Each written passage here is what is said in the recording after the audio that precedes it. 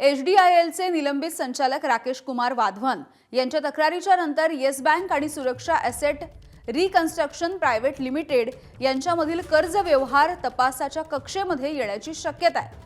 वाधवान यांनी या संदर्भामध्ये तक्रारीचं पत्र आर्थिक गुन्हे शाखेला पाठवलं। कर्ज मंजुरी, पुनर्रचना आणि विक्रीच्या संदर्भामधल्या व्यवहारांमध्ये गंभीर आर्थिक गैरव्यवहार झाल्याचा वाधवान यांचा आरोप आहे। तक्रारीनुसार ताणग्रस्त कर्ज सुरक्षा एआरसी कडे हस्तांतरित करताना पारदर्शक किंमत ठेवण्याची प्रक्रिया पाळली गेलेली नाहीये। सोबतच स्वतंत्र मूल्यांकन करण्यात आलं नाही, तसंच खुली स्पर्धात्मक बोलीची प्रक्रिया राबवली गेली नसल्याचा देखील आरोप करण्यात आलाय। काही कर्ज ही नियमित असल्याचं दाखवून बँकांची बॅलन्स शीट सुधारित स्वरूपामध्ये सादर केल्याचा देखील वाधवान यांचा दावा आहे।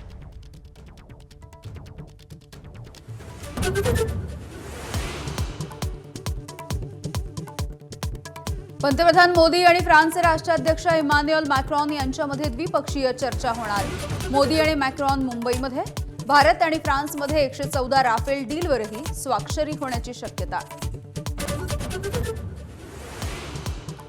काँग्रेसचे प्रदेशाध्यक्ष हर्षवर्धन सपकाळ यांची अखेर दिलगिरी, शिवप्रेमींच्या भावना दुखावल्यामुळे व्यक्त केला खेद। सपकाळ यांनी टिपू सुलतानची शिवरायांसोबत केली होती तुलना।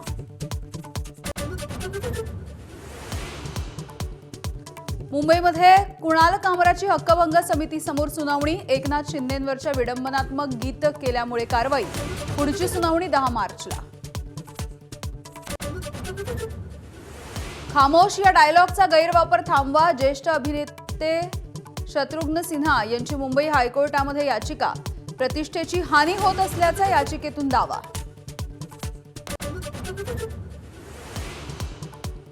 अजितदादांच्या विमानातील ब्लॅक बॉक्सही राजकारणापासून सुरक्षित नाही, रोहित पवार यांचा पुन्हा एकदा गंभीर आरोप, तर तपासही संथ गतीनं सुरू असल्याचा दावा।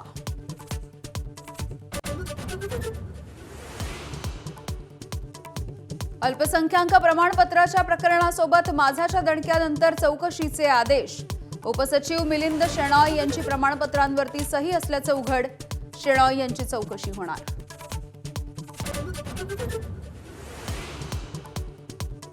पुण्यातील मुंढवा जमीन घोटाळ्याच्या प्रकरणी पार्थ पवार यांना अभय मिळाल्याची चर्चा, व्यवहारावरती स्वाक्षरी नसल्यामुळे जमीन खरेदीमध्ये थेट संबंध येत नसल्याची सूत्रांची माहिती, तर व्यवहारासाठी मदत करणाऱ्या 2 सरकारी अधिकाऱ्यांवरती कारवाई।